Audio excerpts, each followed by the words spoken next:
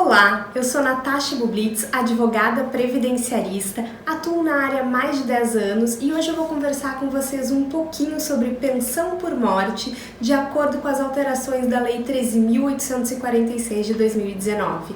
A Lei 13.846 trouxe sensíveis alterações no benefício da pensão por morte. No entanto, é importante que a gente veja todos os seus conceitos para poder estudar melhor esse benefício tão importante em caso de falta do segurado para com seus dependentes. Nós abordaremos hoje o fato gerador do benefício de pensão por morte, a comprovação, os seus requisitos, quem são os seus dependentes, a comprovação da dependência econômica e da união estável, a data de início de benefício, que foi alterada agora com a MP 871 convertida na Lei 13.846. Vamos abordar o tempo de duração, que teve sua alteração lá em 2015. Vamos falar sobre o valor do benefício, o rateio das cotas e a habilitação tardia, que também foi uma das sensíveis alterações da Lei 13.846. Por fim, vamos abordar a questão da acumulação e cessação do benefício e, ao final, falaremos um pouquinho sobre a reforma da Previdência através da PEC 06 de 2019, que novamente traz algumas alterações bem significativas ao benefício da pensão por morte que nós vamos abordar. Passada essa apresentação sobre o que nós vamos abordar ao longo desse vídeo, é interessante que o senhor tenha em mente que a lei aplicável ao benefício da pensão por morte é a lei que estava vigente à época do óbito do segurado. Isso está sumulado na súmula 340 do STJ.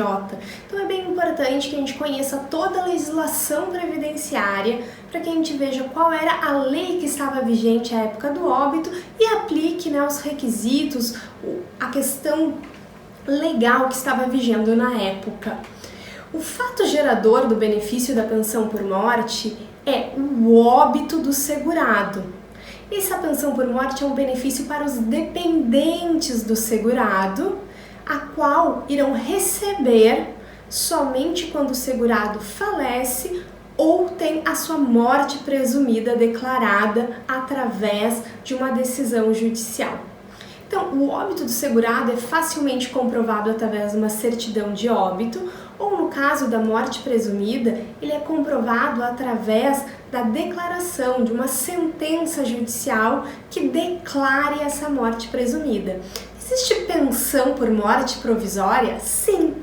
No caso de uma declaração judicial de morte presumida diante da ausência de 6 meses de ausência do segurado, é possível que seja habilitada uma pensão por morte provisória.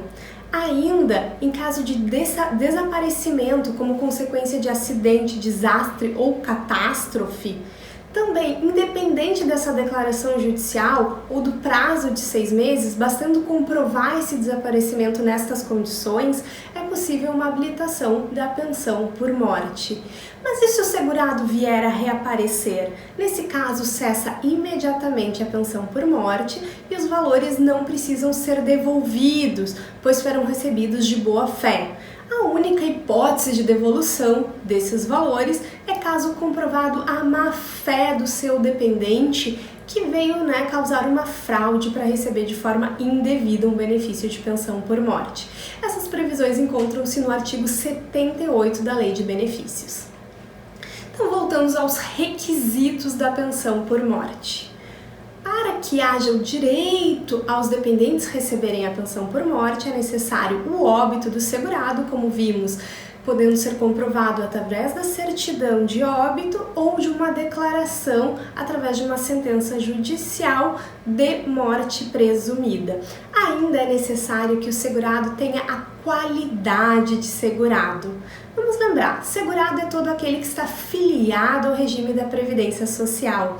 E qualidade de segurado é, enquanto o segurado está vertendo contribuições, ele mantém essa qualidade, ou quando ele está em gozo de um benefício de auxílio-doença ou aposentadoria por invalidez. Ainda, a qualidade de segurado tem a questão do período de graça, que é aquele período que o segurado pode, por alguma incapacidade financeira, alguma situação de doença, deixa de contribuir, mas ele mantém essa qualidade devido a um tempo e algumas condições. Então, a regra geral é que é mantida a qualidade de segurado por 12 meses após a cessação da última contribuição. No caso dos contribuintes facultativos, esse período é de 6 meses. Esse período pode ser prorrogado por mais 12 meses, na regra geral do segurado obrigatório, em caso de desemprego ou mais de 120 contribuições, podendo chegar em até 36 meses que esse segurado estará mantendo a qualidade de segurado. No caso do contribuinte facultativo, esse período é prorrogado só por mais 6 meses e não 12. É importante, quanto à qualidade de segurado, que a gente tenha em mente que agora, na alteração da Lei 3.846, o período em gozo do auxílio acidente não mais garante a qualidade de segurado. Então, para os óbitos que ocorram após a legislação 3.846, as suas alterações, ele não mais manterá uma pensão por morte para os seus dependentes. É necessário que esse segurado que vinha recebendo auxílio acidente e não estava contribuindo para a Previdência Social, caso ele queira deixar os seus dependentes devidamente assistidos, deva retornar, deva voltar a contribuir para a Previdência Social. Por fim, é necessário comprovar a condição de dependente, e essa comprovação não é mais a testemunhal, ela precisa ser com início de prova material. Mais tarde abordaremos um pouquinho sobre esse tópico.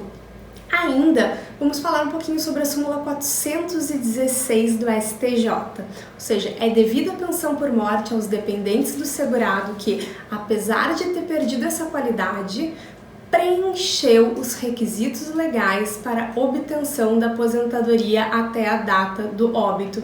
Mas, Natasha, como assim? Vamos supor que a Dona Maria vinha contribuindo de 90 até meados de 2005. Ela tem 15 anos de contribuição. Em 2005, por insuficiência de condições financeiras, perdeu o emprego, foi acometida de alguma doença, parou de contribuir para o regime geral e não sabia que tinha direito de receber uma aposentadoria por idade.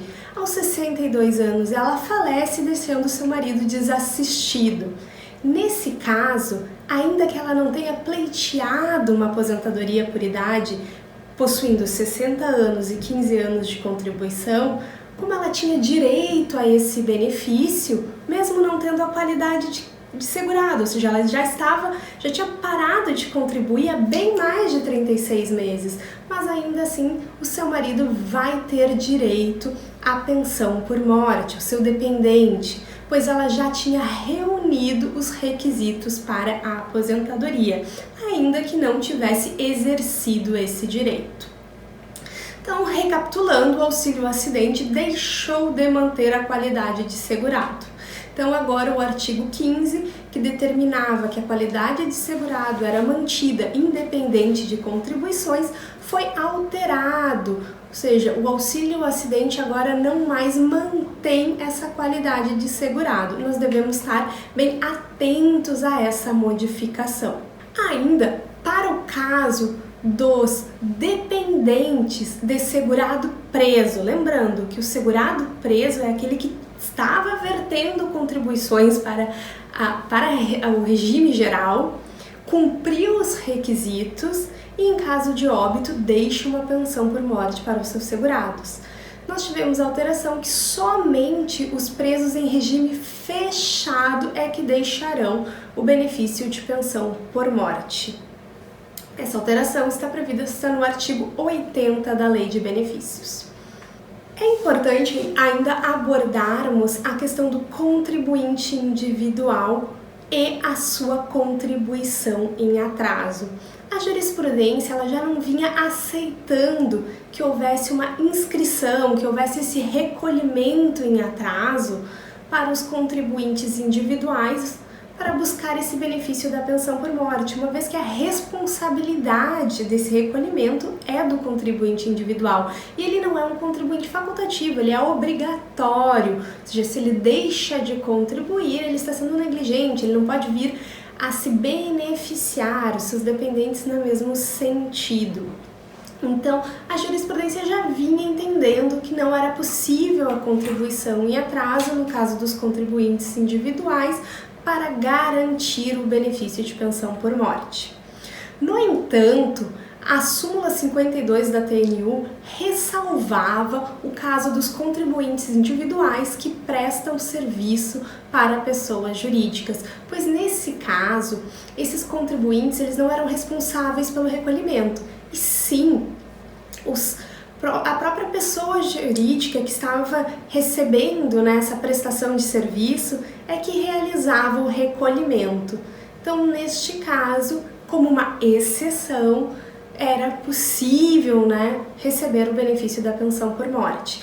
Agora, com a Lei 13.846, nós tivemos a alteração do artigo 17, ou seja, passou a não ser admitida expressamente a inscrição pós-mortem do segurado contribuinte individual e do segurado facultativo, ou seja, não vai ser aceita essa contribuição em atraso.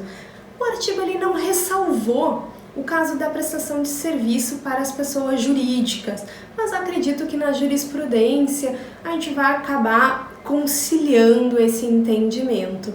Até o próprio conjunto de recursos do INSS, no enunciado 27, ressalva que a alteração introduzida pelo Decreto 4.729 de 2003, no artigo 26, parágrafo 4º e no artigo 216, primeiro, a linha A, do Decreto 3.048 de 99, que a partir da competência de abril de 2003, fica presumido o recolhimento das contribuições descontadas dos contribuintes individuais pela empresa contratante de seus serviços. Então, a tendência é que a gente tenha essa linha de entendimento da Previdência Social. Voltando na questão da recuperação de carência. Agora, na Lei 13.846, ela não teve a sua conversão na íntegra da medida provisória 871. Nós tivemos a recuperação da carência para manter, em caso de perda da qualidade de segurado, alterada. Então, nós tivemos aqui, para recuperar a qualidade de segurado, era necessário o período integral da carência. Já quando a medida provisória foi alterada, foi transformada na Lei 3.846, nós tivemos voltou a ser a metade dos períodos previstos na legislação. Lembrando que o benefício da pensão por morte ele não tem carência, ele tem a necessidade de que o segurado tenha a qualidade de segurado. No entanto, por que é importante a gente saber esses prazos? Porque caso ele perca a qualidade de segurado, ele vai estar devidamente assistido naqueles casos de prorrogação da qualidade de segurado, conhecidos como período de graça, que nós já abordamos.